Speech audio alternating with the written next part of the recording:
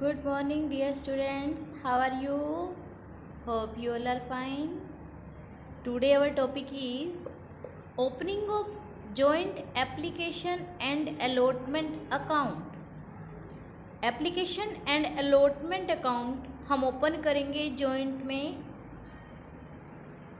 अभी तक आपने एप्लीकेशन की सेपरेट एंट्री करी थी, अलॉटमेंट की सेपरेट एंट्री की थी। मींस आपने जो अकाउंट्स बनाया था, एप्लीकेशन का अलग बनाया था, अलॉटमेंट का अलग बनाया था। लेकिन अब हम क्या करने जा रहे हैं, कंप्लीटली जॉइंट अकाउंट बना रहे हैं यहाँ पर। ऐसा क्यों होता है, जब आपको एप्लीकेशन की मनी जो है रिसीव हो रही है या फिर सारी मनी जो है लमसम अमाउंट जो है वो रिसीव हो रही है, तो हम एप्लीकेशन और अलॉटमेंट का इकट्ठा अकाउंट बनाते हैं। यहाँ पर आप देख सकते हैं, जैसे when a joint account is maintained, the journal entries are recorded in the following manners. Bank account debit, अब आपने क्या करेंगे, यहाँ पहले आप 4 एंट्रीज करते हैं। 4 एंट्री करते हैं आप। पहले करते हैं बैंक अकाउंट डेबिट टू जो एप्लीकेशन शेयर एप्लीकेशन अकाउंट, फिर एंट्री करते हैं एप्लीकेशन की अलॉटेड करने की, ड्यू करने की या फिर ट्रांसफ़र करने की हम कह सकते हैं। तो share application and account debit to share capital.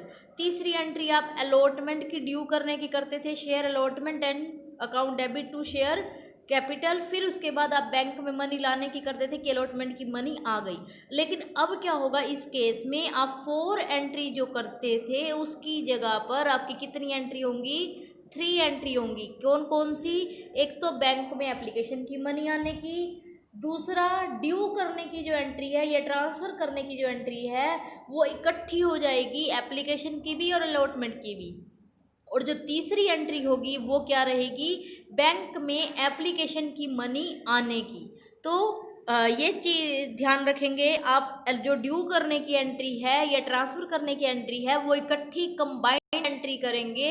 इसीलिए आपकी 4 की बजाय अब क्या हो जाएंगी, 3 एंट्री हो जाएंगी।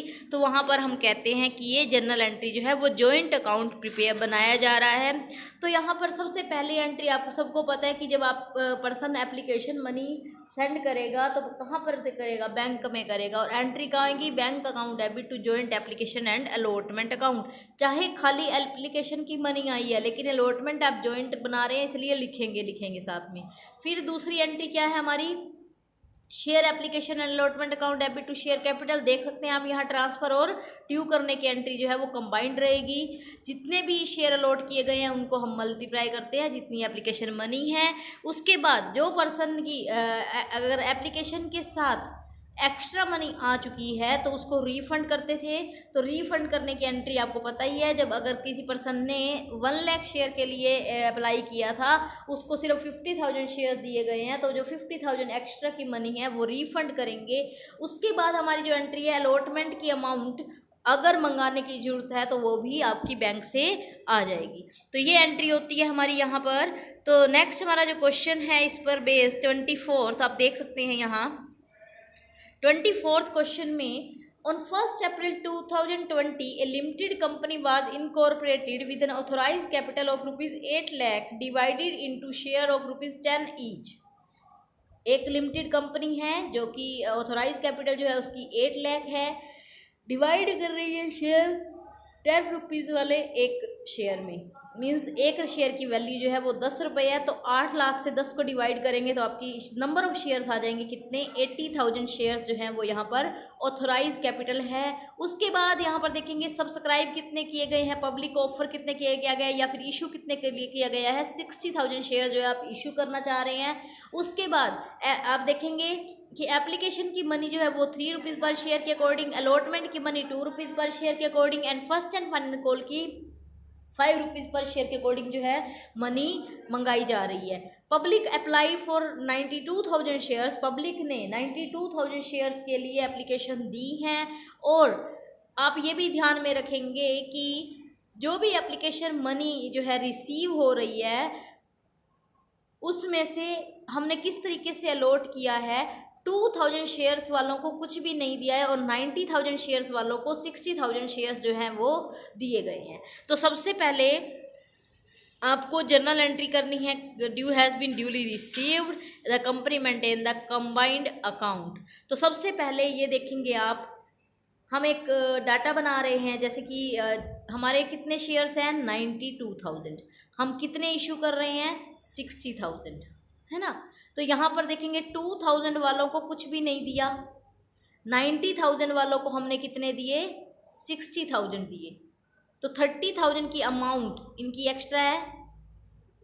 90,000 शेयर्स के लिए जिसने अप्लाई किया था वो हमारी 60,000 शेयर हम उनको दे रहे हैं, तो कितने के लिए एक्स्ट्रा है 30,000। अब 30,000 शेयर्स की अमाउंट के ऊपर एप्लीकेशन मनी कितनी एक्स्ट्रा आई हुई है 30,000 मल्टीप्लाई में 3 रुपीज़ है ना एप्लीकेशन के, तो कितने हो जाएंगे 90,000। 90,000 जो एक्स्ट्रा मनी है उसको हम अलॉटमेंट में फिक्स करेंगे, अगर एक्स्ट्रा बच जाता है तो हम कॉल में भी फिक्स कर सकते हैं। तो देखिए 60,000 शेयर को हम इशू कर रहे हैं, अलॉटमेंट की जब मनी 60,000 पर मंगाएंगे तो कितनी बनती है 60,000 को आपने 2 से मल्टीप्लाई किया तो 1,20,000 बनती है, लेकिन आपके पास एक्चुअल एडवांस में कितनी मनी आई हुई है 90,000। 1,20,000 बनती है, 90 आपके पास आई हुई है, तो कितनी और मंगाने की जरूरत होगी सिर्फ 30,000, और कोई एक्स्ट्रा बचा नहीं, तो इसलिए कॉल की तो बनती नहीं है। उल्टा अलॉटमेंट की भी 30,000 रुपये कम बढ़ रही है, तो 30,000 रुपये अलॉटमेंट की मनी आ जाएगी बाद में। देख रहे हैं हम क्वेश्चन को, यहाँ सबसे पहले हमने एंट्री करी है जनरल एंट्री, क्या कि bank account debit to share application allotment account. आपके 90,000 शेयर्स 90,000 शेयर्स वालों को आप 60,000 दे रहे हैं, और 2,000 वालों के 6,000 जो है एक्स्ट्रा आए हुए हैं, तो 92,000 को आप अगर 3 से मल्टीप्लाई करेंगे तो 2,76,000 हो जाएगा। फिर अलॉटमेंट की और एप्लीकेशन की ड्यू और ट्रांसफ़र करने की एंट्री आप कंबाइंड करेंगे, तो आपको देखो पता है कि 3 रुपये एप्लीकेशन के हैं, 2 रुपये अलॉटमेंट के हैं, तो टोटल कितने हुए 5 रुपये के हिसाब से आप क्या करेंगे 60,000 शेयर के मंगाने के ड्यू करने की एंट्री करेंगे, ट्रांसफ़र करने की एंट्री करेंगे। तो 60,000 को आपने 5 से मल्टीप्लाई किया तो आपका आ गया 30,000। उसके बाद आप क्या करेंगे, जो भी बैंक में मनी हमारी अलॉटमेंट की आनी रहती है और जो रिफंड करना है वो भी कर देंगे आप यहाँ।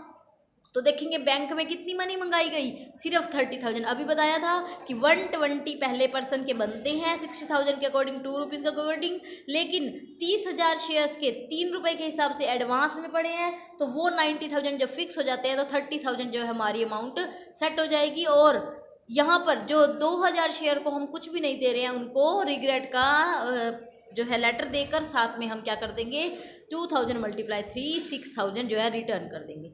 फिर first and final call account debit to share capital कितने 60,000 5 रुपीज़ के अकॉर्डिंग 3 लाख। अब क्या होगा, कुछ भी नहीं कहा गया तो पूरी की पूरी मनी जो है वो आ गई है, कोई ऐसा तो नहीं है ना केस की इसमें नहीं आई हो कुछ भी, तो ये चीज़ हमारी आ गई। तो ये चीज़ ध्यान में रखेंगे आप। नेक्स्ट हमारा जो टॉपिक है वो है 4 फीचर ऑफ शेयर्स, बहुत इंपॉर्टेंट टॉपिक है, इससे रिलेटेड क्वेश्चन होता है 4 फीचर ऑफ शेयर। ध्यान से समझेंगे 4 फीचर ऑफ शेयर क्या है। जब कोई पर्सन, जब भी कोई शेयर होल्डर जिसने शेयर के लिए एप्लीकेशन दी थी, जिसको शेयर अलॉट किए गए हैं, वो इन फ्यूचर कोई अपनी अलॉटमेंट की कॉल की कोई भी मनी देने में एबल नहीं होता है या नहीं दे पाता है, तो उसके शेयर्स को कंपनी एक नोटिस देकर कैंसिल कर देती है। मतलब कि देखो, आपसे एप्लीकेशन की मनी मंगाई, अलॉटमेंट की मनी मंगाई, फर्स्ट एंड फाइनल कॉल की मनी मंगाई, आपने एप्लीकेशन की मनी दे दी, अलॉटमेंट की भी दे दी, लेकिन फर्स्ट एंड फाइनल कॉल की शेयर होल्डर, आप शेयर होल्डर हैं तो नहीं दे पाए। ठीक है, आप नहीं दे पाए, कंपनी क्या करेगी, आपको एक नोटिस देगी कि मनी दे दो, आपने नहीं दी, दोबारा एक नोटिस देगी, नहीं दी, तो क्या होगा, फिर कंपनी को ये राइट होता है कि वो कुछ टाइम वेट करने के बाद, नोटिस देने के बाद आपके शेयर्स को फोरफीट कर सकती है। फोरफीट मतलब जब्त करना। जब्त करना मतलब कि अगर आप शेयर के ऊपर अमाउंट नहीं दे सकते हैं, तो जो आप एक्चुअल में शेयर के ऊपर दे चुके हैं, जैसे एप्लीकेशन की मनी आप दे चुके, अलॉटमेंट की मनी आप दे चुके, तो उतनी मनी, मान लीजिए 2 रुपये आपने एप्लीकेशन के 2 रुपये थे और 3 रुपये अलॉटमेंट के थे, तो टोटल कितने रुपए हो गए 5 रुपीज़ हो गए हमारे।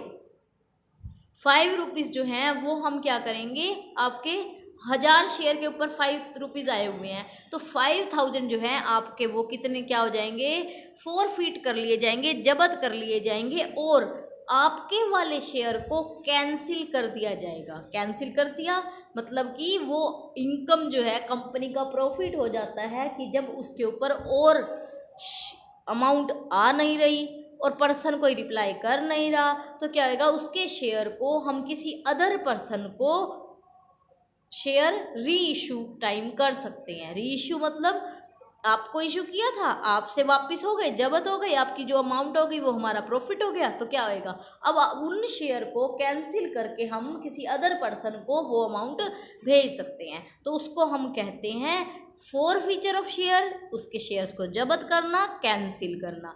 फिर आएगा इसके बाद री इशू ऑफ शेयर्स, शेयर्स को अगेन री इशू करना। समझ गए? तो ये कंसेप्ट तो आपको क्लियर हो गया होगा। उसके बाद जो है हम एक बार बुक में से करते हैं, साथ साथ हम इसकी एंट्रीज कौन सी होंगी वो भी करेंगे।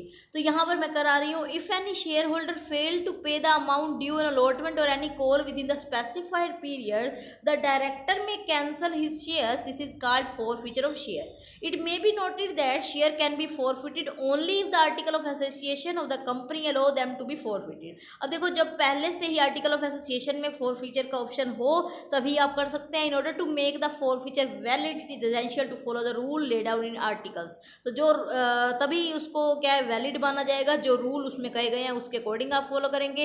If no rule are given in articles, the provision of table F of schedule first of the company act 2013 regarding forfeiture apply. अगर कोई रूल नहीं गिवन है, आप देना भूल गए थे आर्टिकल में, तो आपको जो कंपनी एक्ट के अकॉर्डिंग टेबल एफ बनी हुई है उसके शेड्यूल फर्स्ट के अकॉर्डिंग जो है फॉलो कर सकते हैं। The usual procedure is that defaulting share holder, defaulting share holder कौन होंगे, जो अमाउंट नहीं दे पाए, must be given in a minimum of 14 day notice requiring him to pay the unpaid amount on his shares together with the accrued interest thereon. उनको ये भी कहा जाएगा कि जो भी अमाउंट है आप 14 दिन के अंदर भेज दीजिए और इंटरेस्ट के साथ। The notice must state that if unpaid amount is not paid within a certain period, एक पीरियड के बाद जब वो अमाउंट आपको नहीं मिलती है, he share shall be forfeited, तो उसके शेयर्स को फॉरफिट कर लिया जाएगा। If in spite of this notice the share holder still does not pay the unpaid amount on his shares, he share may be forfeited by A resolution of the board of directors. तो यहाँ पर जो भी person है ही उसके अपने shares के amount को नहीं दे पाया, तो बोर्ड ऑफ डायरेक्टर जो है एक रेजोल्यूशन पास करके, एक रेजोल्यूशन निकाल करके उनके शेयर्स को फॉरफिट कर लेंगे।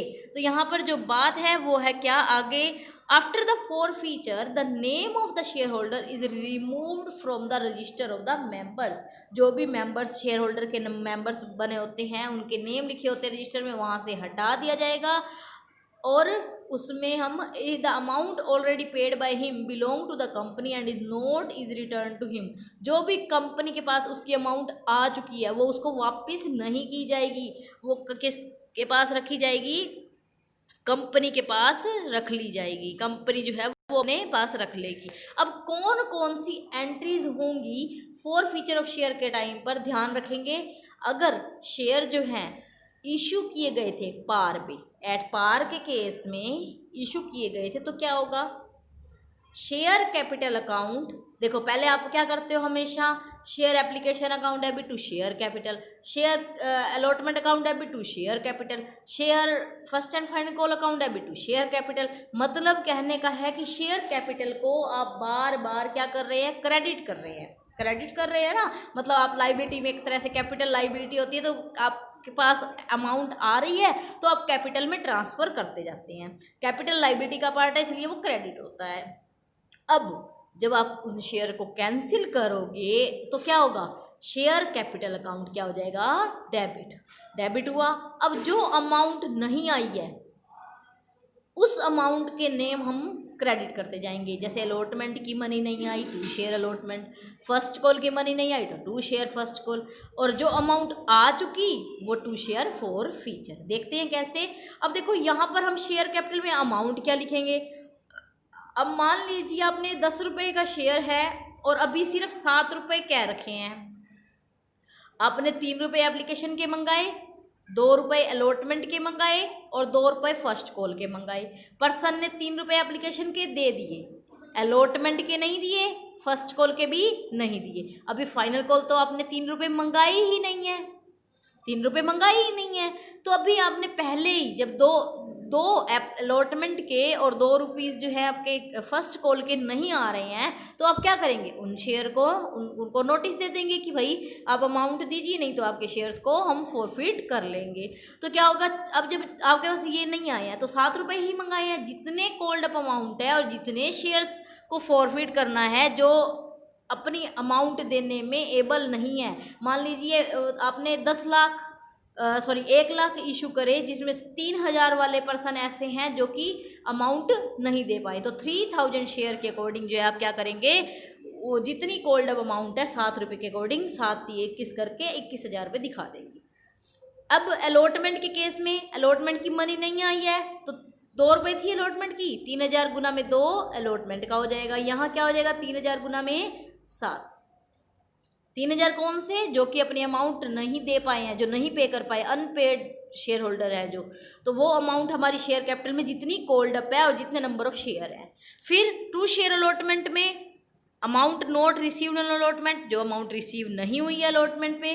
उसके बाद अगर आपकी कॉल की अमाउंट भी रिसीव नहीं हुई है, तो मैंने कहा कॉल के भी 2,000 रुपये रिसीव नहीं हुए हैं, तो 3,000 × 2 करा तो आपकी कॉल की भी रिसीव नहीं हुई है। अब रिसीव हुई कौन सी है, सिर्फ एप्लीकेशन की रिसीव हुई है, और एप्लीकेशन की तो हम देने नहीं वाले वापस, तो कहाँ पे जाएंगे, ये अमाउंट चली जाएगी एक शेयर फॉरफीचर अकाउंट में। तो शेयर फॉरफीचर के नाम से एक अकाउंट ओपन किया जाएगा, जिसमें जो अमाउंट एप्लीकेशन की आई हुई है वो इसमें हमारा प्रॉफिट हो गया और उसमें डाल देंगे हम।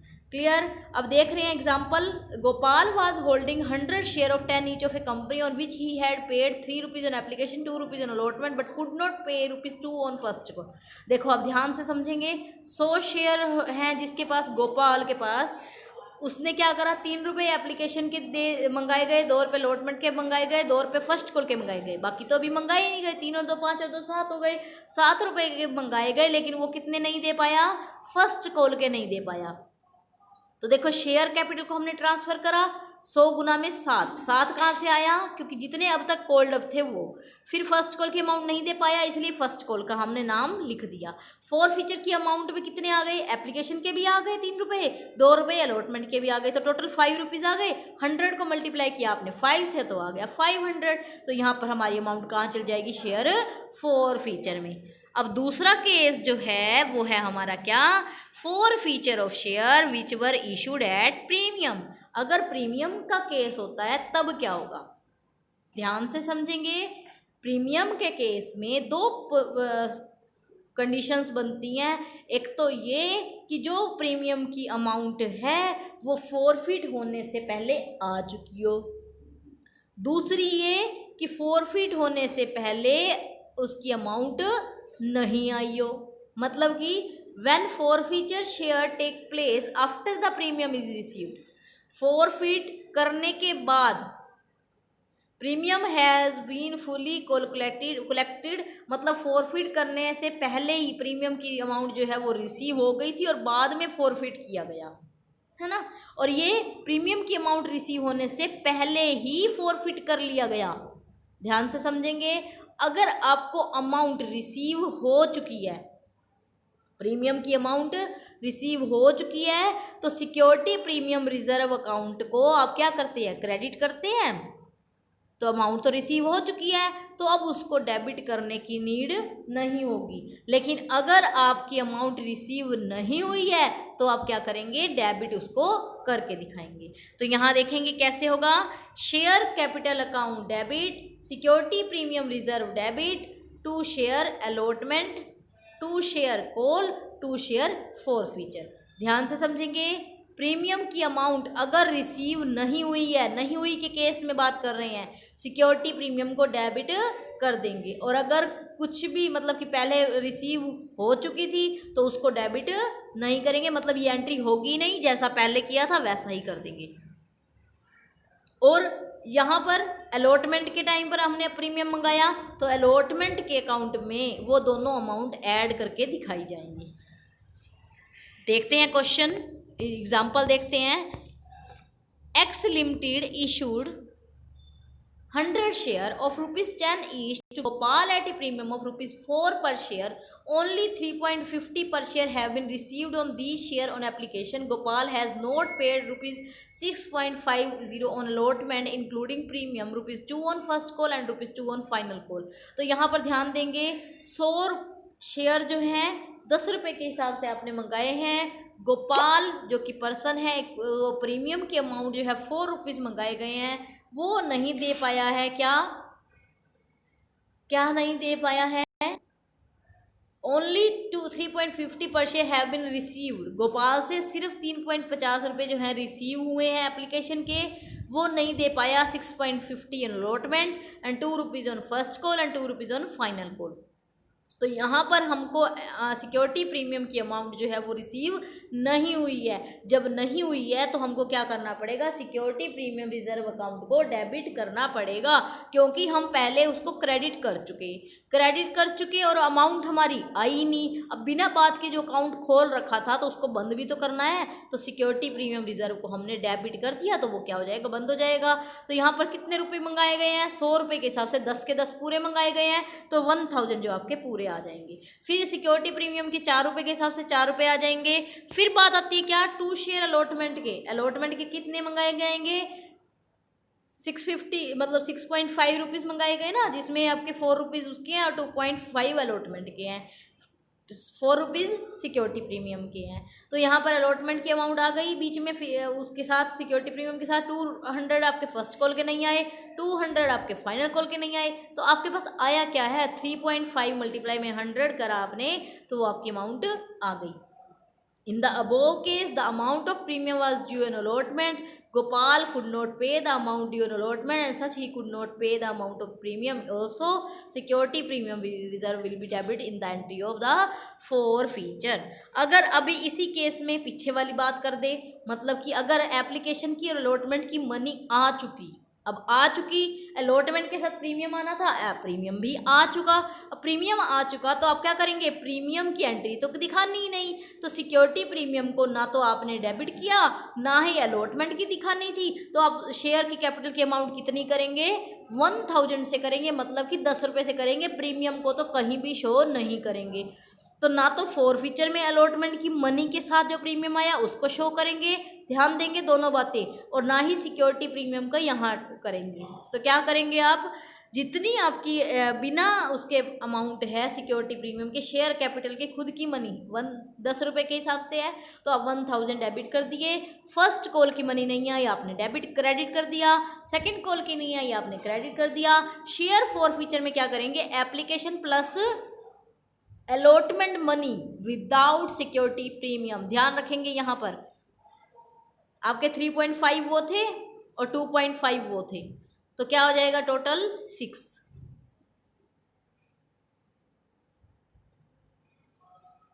3.5 और 2.5 जो है आपका हो जाएगा यहाँ।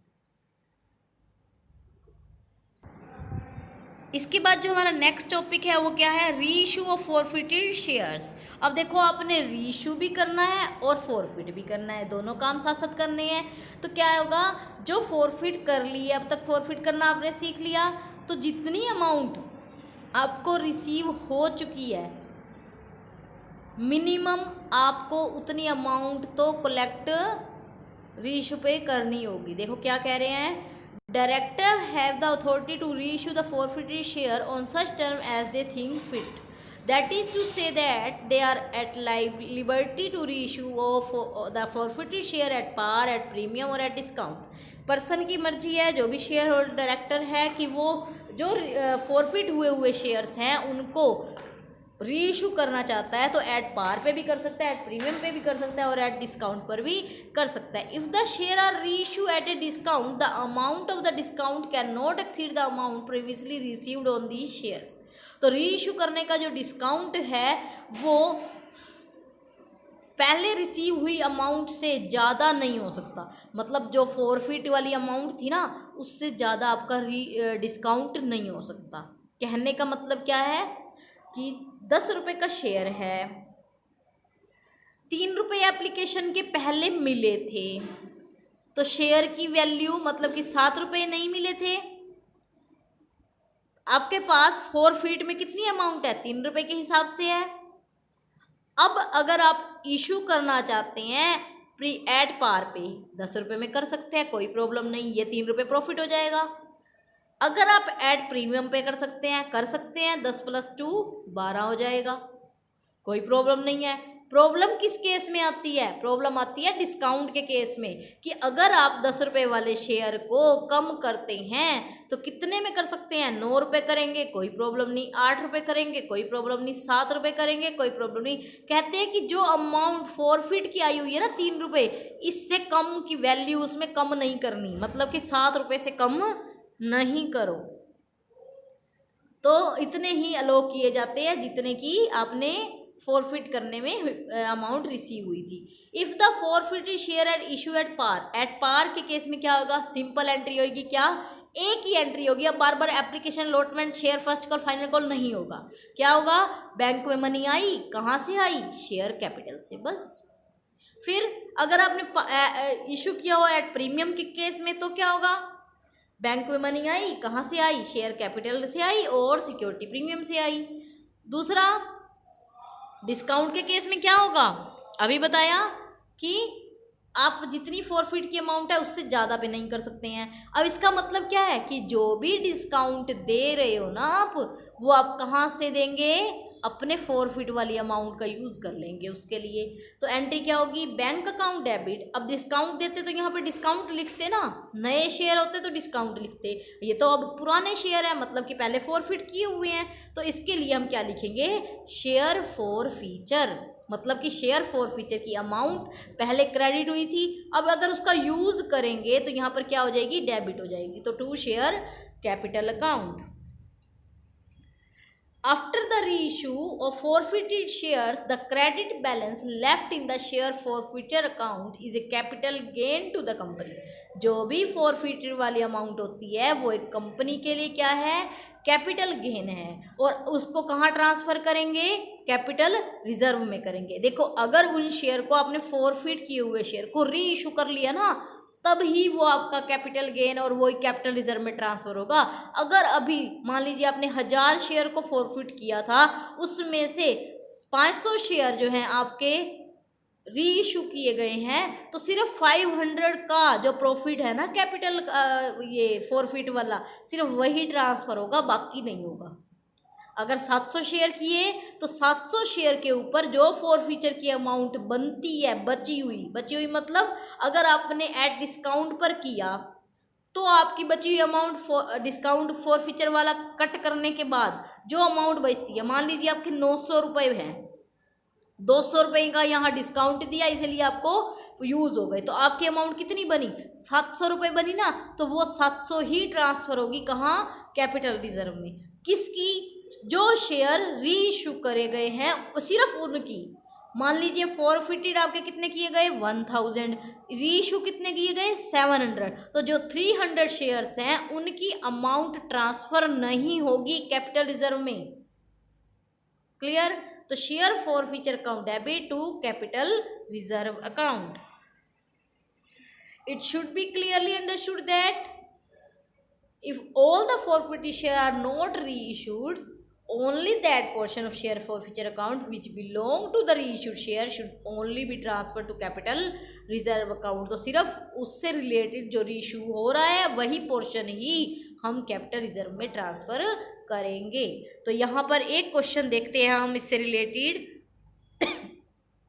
पवन लिमिटेड जो कि रजिस्टर्ड है, ऑथोराइज कैपिटल है उसकी 5 लाख रुपीज़, तो 10 रुपये का एक शेयर मतलब कि 50,000 शेयर्स, और बिल्डिंग के ऊपर क्या है, परचेज की है बिल्डिंग वाई से 2 लाख में, और उसने क्या करा है, उसके बदले में purchase consideration other than cash में शेयर ही दे दिए हैं, 2 लाख रुपए के शेयर दे दिए हैं। बाकी अब देखो 5 लाख की ऑथोराइज कैपिटल, 2 लाख के शेयर तो उस पर्सन को ही दे दिए, बच्चे कितने, 3 लाख। 3 लाख के लिए उसने क्या करा है, invited application for the balance. अब यहाँ पर आपको क्लियर 30,000 दे रखा है, हो सकता है फॉर द बैलेंस खाली बोल दे, तो भी क्या होगा, आपको देखना पड़ेगा कि 5 लाख में से 2 लाख आप निकालने के बाद कितने बचते हैं, 3 लाख शेयर्स जो हैं वो आपके रीइशू मतलब रीइशू नहीं सॉरी इशू करने जा रहे हैं, जिसके लिए आपने एप्लीकेशन इनवाइट कर रहे हैं। 3 रुपीज़ एप्लीकेशन के, 3 रुपीज़ अलॉटमेंट के, 2 रुपीज़ फर्स्ट कॉल के, 2 रुपीज़ ऑन फाइनल कॉल। ये क्लियर है। Ashok who had been allotted 500 share fail to pay both the calls. अब अशोक एक पर्सन है जिसको 500 शेयर अलॉट किए गए थे, वो बोथ द कॉल्स की मनी देने में फेल हो गया है, उसके शेयर को फॉरफिट कर लिया और दोबारा से री इशू कर दिया 9 रुपीज़ में एज फुल्ली पेड अप कहकर। तो आपको इसके केस में जर्नल एंट्री करनी है। तो यहाँ पर सबसे पहले आप क्या करेंगे, पहले तो आपने एंट्री करेंगे जो जो आपको कहा गया है। बिल्डिंग की बात की गई है कि building account debit to vendor, Y से परचेज की, फिर वाई को क्या करा, इसके बदले में शेयर कैपिटल दे दी। फिर क्या हुआ, बची हुई अमाउंट मतलब कि 30,000 शेयर्स की 3 रुपये के हिसाब ने आपने एप्लीकेशन मनी मंगा ली, आ गई, ट्रांसफ़र कर दिया। फिर क्या होगा, अलॉटमेंट की मनी मंगाई, अलॉटमेंट की मनी मंगा दी। फिर क्या हुआ, वो भी आ गई आपकी। फिर फर्स्ट कॉल की ड्यू करने की एंट्री की, कर दी। यहाँ तक कोई प्रॉब्लम नहीं है। उसके बाद क्या किया, 500 शेयर जिसके पास हैं वो बोथ द कॉल नहीं दे पाया, तो 500 शेयर्स के ऊपर फर्स्ट कॉल के कितने रुपए बनते थे, 2 रुपये बनते थे, तो वो नहीं दे पाया, तो वो पर्सन 1000 नहीं दे पाया, तो बाकी अमाउंट 59,000 हमको रिसीव हो गई, कोई डाउट नहीं। शेयर फाइनल कॉल के ड्यू करने की एंट्री सेम। उसके बाद देखेंगे आप शेयर बैंक में कितनी आई, वही 1000 नहीं आए। अब बात है क्या, फॉरफिट करने की। करते हैं फॉरफिट 500 शेयर्स के। हमने कितने रुपए मंगाए थे, 500 के हिसाब से अब तक हमने पूरे मंगा लिए 10 के 10, 5000 मंगा लिए। शेयर फर्स्ट कॉल के नहीं आए, शेयर फाइनल कॉल के नहीं आए, कितने आए, अलॉटमेंट के आ गए और एप्लीकेशन के आ गए। तो फॉरफिट हमने वो दोनों कर लिए, आपने फॉरफिट कर लिया। करने के बाद क्या होगा, आप उनके शेयर्स को री इशू कर रहे हैं 9 रुपीज़ में, तो बैंक में कितनी मनी आएगी, 500 मल्टीप्लाई में 9, 4500 शेयर फॉर। अब देखो हमने 1 रुपया कम मंगा रहे हैं ना उससे, तो 1 रुपये का हम डिस्काउंट दे रहे हैं उसको। 10 रुपये का शेयर था, फुली पेड भी कहा है उसने, तो 10 रुपये वाले शेयर्स को हम फुली पे मान लेंगे, मतलब कि उसकी तरफ से पूरा पे हो चुका। तो फॉरफिटर में हमारी अमाउंट कितनी है, फॉरफीचर में 3000। हम 1 रुपये का डिस्काउंट दे रहे हैं। अब डिस्काउंट जब देंगे कहाँ से देंगे, इस फॉरफीचर वाली अमाउंट का यूज़ करेंगे। तो 3000 में से हमने 500 उसको दे दिए, मतलब कि बचे कितने, 2500, और जो री इशू करेंगे उसी को ही क्या करेंगे, कैपिटल रिजर्व में ट्रांसफ़र। ये कर दिया ट्रांसफ़र। अब देखेंगे बैलेंस शीट में कैसे करना है, ध्यान से समझेंगे। पहले नोट टू अकाउंट देखेंगे आप।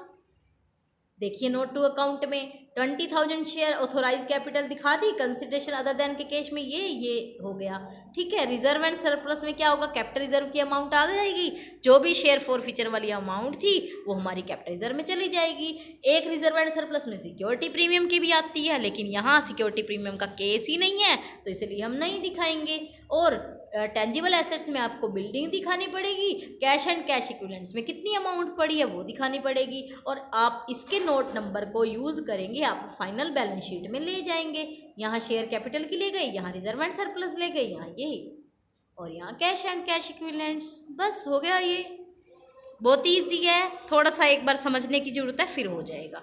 नेक्स्ट क्वेश्चन 26, ध्यान से देखेंगे, ये भी बिल्कुल सेम क्वेश्चन है, खुद से ट्राई करेंगे।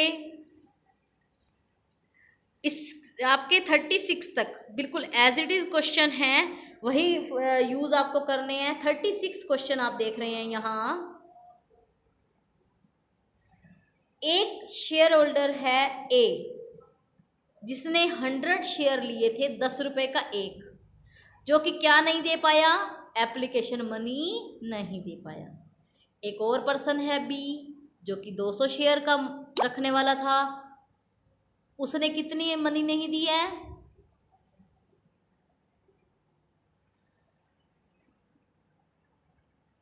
उसने कितनी मनी नहीं दी है, 2.5 रुपीज़ जो है वो नहीं दिए, ओनली 2.5 सॉरी वो पे कर चुका है, और 2 रुपीज़ जो है एप्लीकेशन अलॉटमेंट मनी जो है मतलब पर्सन ने 200 शेयर लिए थे 10 रुपये का एक, और उसने एप्लीकेशन के 2.5 और 2 रुपये अलॉटमेंट के दिए, मतलब फर्स्ट एंड फाइनल कॉल नहीं दी। इस पर्सन ने क्या नहीं दिया, सिर्फ एप्लीकेशन दी है, बाकी नहीं दी। इसने एप्लीकेशन और अलॉटमेंट दोनों दे दिए हैं। और तीसरे पर्सन ने एप्लीकेशन के भी दे दिए, अलॉटमेंट के भी दे दिए और फर्स्ट कॉल के भी दे दिए, मतलब कि फाइनल कॉल के नहीं दे पाया। They fail to pay their arrear on the final call, therefore the director forfeited their shares.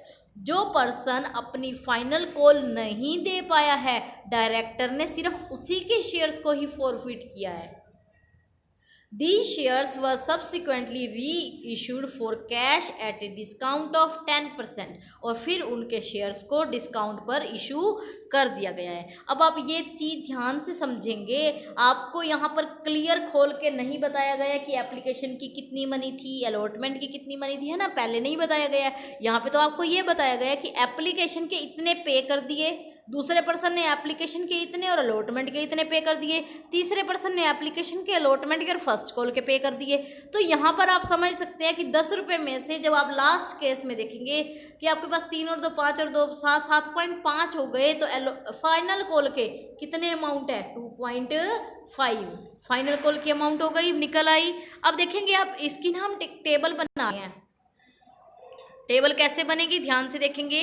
देखो, एक पर्सन जिसने 100 शेयर लिए थे, उसने एप्लीकेशन की मनी 2.5 रुपीज़ के अकॉर्डिंग बनती है, 2 रुपीज़ 3 रुपीज़ और 2.5, ये मनी नहीं दी है, ये भी नहीं दी है। स्टार वाली जो अमाउंट है वो नहीं दी है पहले पर्सन ने।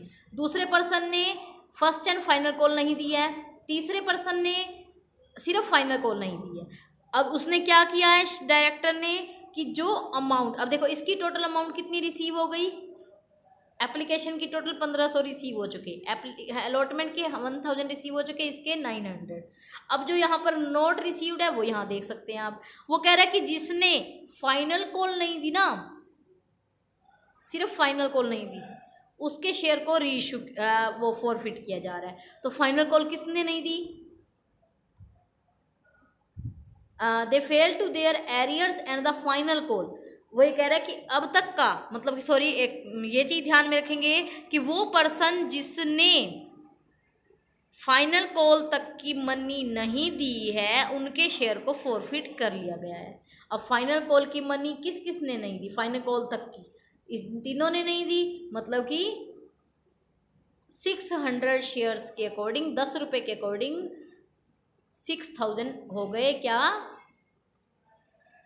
फॉरफिट करा, शेयर कैपिटल डेबिट हो गई। अलॉटमेंट की मनी किसकी नहीं आई है, अलॉटमेंट की मनी इसी पर्सन की नहीं आई है जिसने 100 शेयर लिए थे। तो यहाँ पर हम लिख सकते हैं अलॉटमेंट की मनी 200 रुपये रिसीव नहीं हुई यहाँ तक। फर्स्ट कॉल की मनी किसकी नहीं आई है, 2 पर्सन की नहीं आई, 100 और 200 वाले की। फाइनल कॉल की मनी किसकी नहीं आई है, तीनों की नहीं आई है। तो यहाँ पर हमने करने के बाद कितनी अमाउंट हमारे पास आई है, 3400। तो आप इसका टोटल यहाँ से भी मैच कर सकते हैं। फिर क्या हुआ, उसके शेयर्स को रीइशू किया गया। रीइशू कितने पे करा, 9 रुपीज़ पे किया, तो 1 रुपीज़ का डिस्काउंट दिया, तो यहाँ पर 5400 हो गए। शेयर फॉर फीचर में आपके 600 रुपये का डिस्काउंट गया, मतलब कि 600 शेयर्स के 1 रुपीज़ के अकॉर्डिंग 10% डिस्काउंट का था ना, 10 रुपये का 10% कितना बनेगा, 1 रुपया। करने के बाद क्या आ जाएगा, 600 आपने जब डिस्काउंट दे दिया तो शेयर फॉर फीचर में से देंगे, 3400 में से 600 गए, 2800 बचे, तो ये कैपिटल रिजर्व में ट्रांसफ़र हो जाएंगे। हम करते हैं आज इतना ही। नेक्स्ट वीडियो में करेंगे हम नेक्स्ट टॉपिक हमारा, जो कि प्रीमियम के केस में रहेगा, कि हम री इशू कर रहे हैं प्रीमियम के केस में। इससे रिलेटेड क्वेश्चंस आप अपनी नोटबुक में ट्राई करेंगे। आज के लिए इतना ही। Thank you and bye bye, have a nice day.